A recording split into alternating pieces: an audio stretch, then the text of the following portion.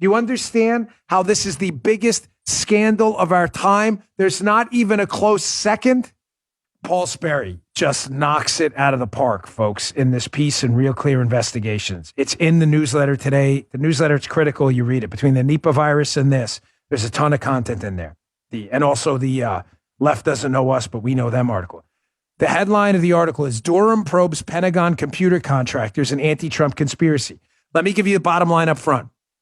The indictment of the Clinton-connected lawyer for setting up Donald Trump with the collusion hoax, right? Michael Sussman had some unbelievable nuggets in there. One of them was about a tech executive and a university alleged to have assisted in framing Donald Trump for a fake conspiracy. The fake conspiracy was obviously that he colluded with the Russians. He did not.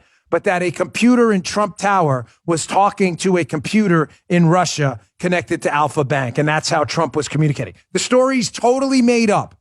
But there was an allegation in there that a tech executive was involved in it. Well, Paul Sperry, through his reporting, appears to have identified this tech executive. He says, quote, a powerful and influential player in the tech world, this Rodney Jaffe, tasked a group of computer contractors connected to Georgia Tech with finding anything in internet data that would link Trump to Russia and make the Democrat VIPs, quote, happy. According to an email Jaffe sent in August of 2016 to researchers, that's what he said, to make the VIPs happy. The next month, the group accused Trump of maintaining a secret back channel through that connection I just told you about.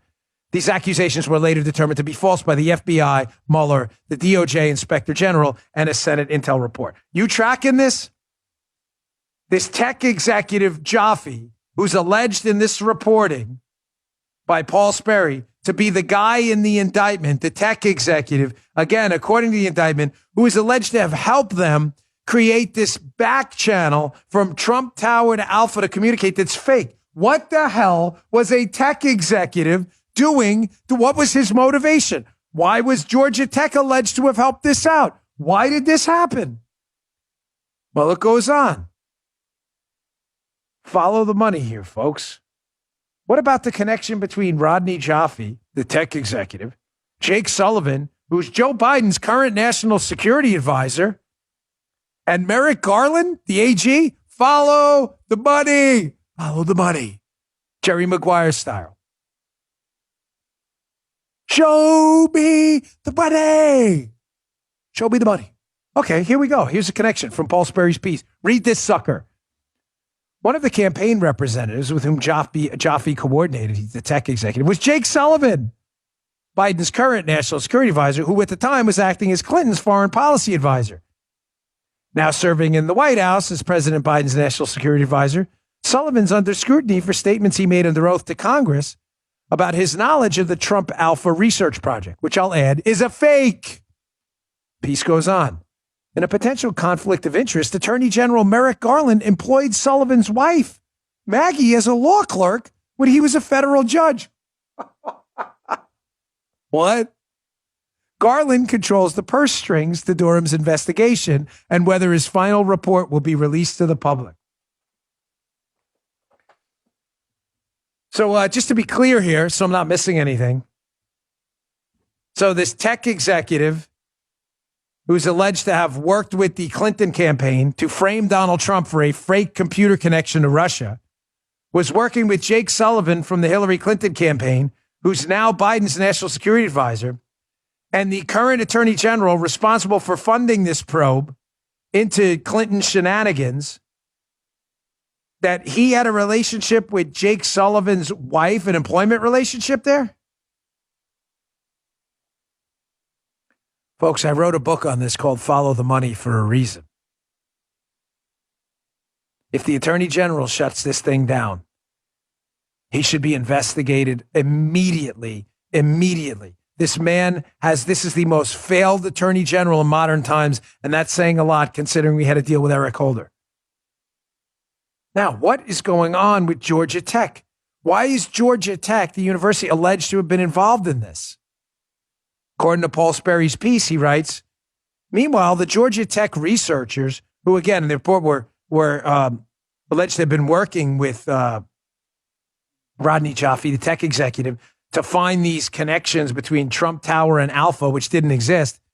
He says the Georgia Tech researchers were vying for a $17 million Pentagon contract to research cybersecurity, which they landed in November of 2016. Federal documents show me the money. Remember, Jerry? Show me the money.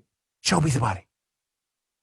Government funding in hand, they continued mining non-public data on Trump after he took office. So not only are we talking about showing you the money, now we're talking about mining non-public data on the now president of the United States, who was then president of the United States, President Donald Trump.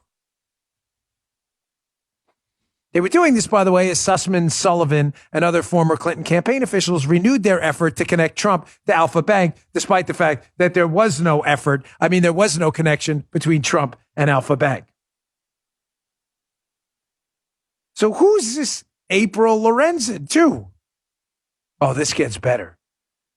Identified as originator one in the Durham indictment, she, April Lorenzen, like her colleague, Jaffe, who's the tech executive, according to this report here, is a key subject of the investigation and faces a host of legal issues. Emails the investigators uncovered reveal that Lorenzen, discussed faking internet traffic with the Georgia Tech researchers, although the context of her remarks are unclear. Prosecutors suggested Lorenzen was trying to create an inference of Trump-Russia communications from DNS data that wasn't there. Folks, they have been lying to us the whole time.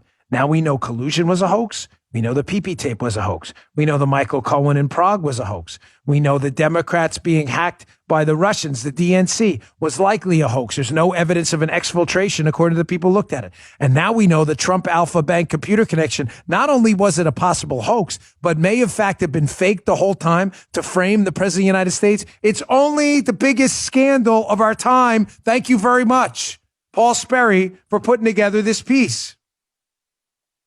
Now, on this last part, was the information in fact faked? In other words, the DNS data showing that Trump Tower communicated with Alpha Bank in Russia, was this fake? Was this even real? Here, the last piece of Paul Sperry's wonderful piece here.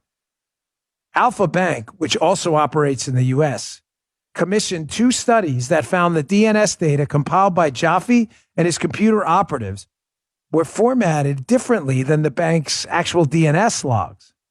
And one study posited that the DNS activity may have been artificially created.